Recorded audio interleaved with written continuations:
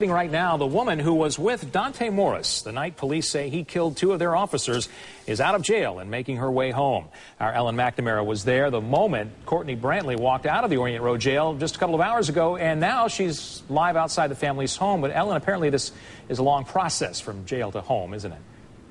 Yeah, it sure is, Dan. Yeah, you know, she still has to take care of some things in downtown Tampa. I'm told right now that she's being fitted for an ankle bracelet. We do expect her, though, really in the next few minutes or so here in Seffner. As I mentioned, she still has to take care of some things at the federal courthouse. Now, just a few minutes ago, though, we saw her mom come and go from this home, and it's a home that will be Brantley's, at least for a while. Cortnee Brantley's mom pulled up to her home and didn't say a word. Are you excited to coming home? The one-story gray house with just a few windows will be Brantley's new place. The place along North Parsons Avenue is a lot different than a jail cell at the Orient Road Jail, where around 9 this morning, Brantley was released into federal custody. The dark van whisked away the 22-year-old and headed to downtown Tampa, where Brantley was fitted with an ankle bracelet that will monitor her every move. Tampa police say Brantley was with Dontae Morris the night that he allegedly shot and killed David Curtis and Jeffrey Kokab.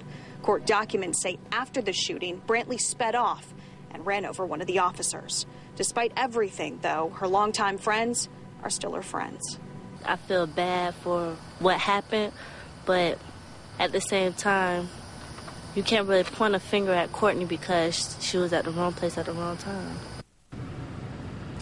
Now, because Brantley's mom and grandmother used their homes as collateral to get Brantley out of jail, the federal judge reminded Brantley that if she misses any of those upcoming court appearances, that both her mom and grandmother will lose their home. Again, we expect Brantley here in the next few minutes, possibly throughout the noon newscast, and we'll, of course, bring that to you live if it does happen and if she does arrive here in Seffner. We want to go now to Liz Din, who is live in downtown Tampa, where some of this other processing is happening. Liz? Ellen, thank you so much. And you were right when you said that this is a very long process. For those of you who don't know, this isn't just a quick thing where Cortnee Brantley will just check out of jail.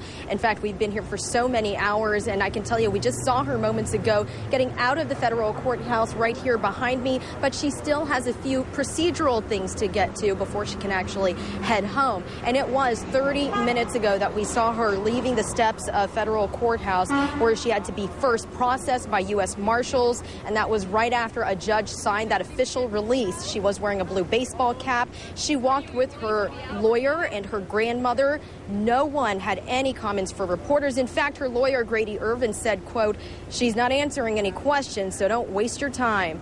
Well, the trio then headed over to the building that is nearby, and that is where she is now. We understand that she is being fitted with an ankle monitor, and that'll happen all before she can leave and begin her house arrest. So keep in mind, no court date for her next appearance has been set just yet. The judge did tell her yesterday that she is under some strict orders. You've got to stay at home. You can only leave for things like school, for church, and of course for the court appearances here. Grandmother and her mother signed a contract that says if she disobeys any of that, she will land herself right back in jail. And another note to mention is this does not mean she is a free woman. She still faces this lone federal charge. She still has to go through this court process before we find out the result of these charges against her. Reporting live at the federal courthouse, Elizabeth Din, ABC Action News.